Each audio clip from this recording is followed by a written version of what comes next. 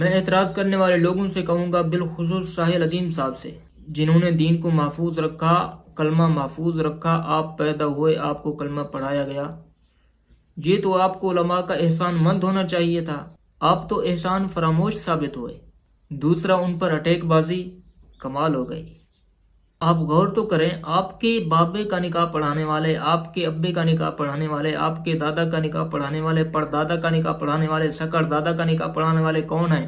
علماء کرام ہی ہیں، جن کے خلاف آپ کی ہر ویڈیو میں گفتگو ہوتی ہے۔ اگر یہ آپ کے بابا کا نکاح نہ پڑھاتے، آپ کے والدین زنا کرتے، تو آپ تو حرام کی پیداوار ہوتے۔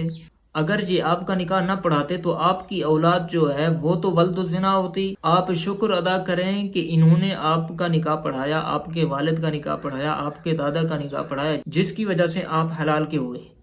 اگر یہ نکاح نہ پڑھاتے، بغیر نکاح کے ان کا تعلق قائم ہو جاتا، تو پھر حلال کے نہ ہوتے آپ کی اولاد بھی حلال کی نہ ہوتی، وہ بھی ولد الزنا ہوتی۔ ساحل ادیم صاحب سوچیں۔